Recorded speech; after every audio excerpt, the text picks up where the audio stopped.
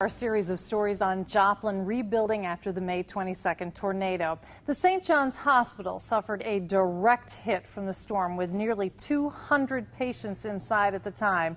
KMBC 9's Cliff Judy talked with emergency room crews who faced the harshest of circumstances. He takes us inside St. John's as the twister hit. We'd had a pretty good day. You know, it hadn't been very busy. Standing on the southwest side of Joplin, St. John's Hospital is deceptive.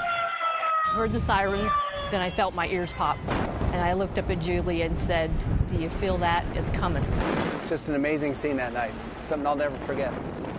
Surrounded by a city's worth of 2x4 graveyards and homes in piles, it's easy to see St. John's standing 9 stories above the rubble and think it survived May's EF5 tornado. Do not be deceived over what happened here that night. I thought for sure we'd lost a lot of patients and a lot of staff.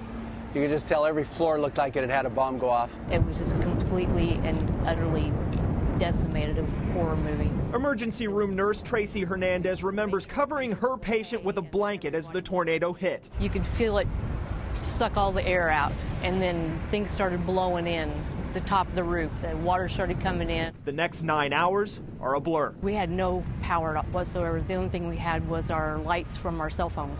Of the 183 patients already inside St. John's, only 5 died. But a new wave immediately began walking here from the surrounding devastation, hurt and not understanding the hospital they limped toward was itself crippled. And just holding hands sometimes, just to reassure them it's going to be okay, we're going to be okay.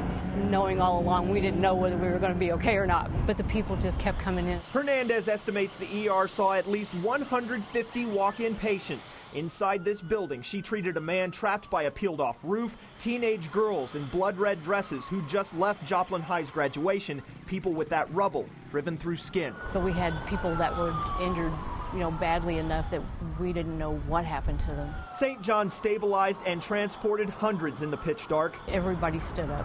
Everyone were warriors that night. A reminder of that May Sunday night looming above Joplin. St. John's won't survive the tornado, but because of this building's final act, hundreds did. In Joplin, Cliff Judy, KMBC 9 News. Unbelievable. St. John's tells us employees didn't just act as heroes the night of the tornado. Hundreds of citizens rushed to the hospital through dangerous conditions to help transport patients to other hospitals. And countless charities continue helping the people of Joplin. And we want to spotlight one of those organizations' efforts each night this week. The Salvation Army has collected more than $500,000 in financial help for Joplin residents.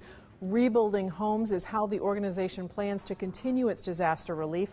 And next month, the Salvation Army will host a summer camp for hundreds of Joplin kids.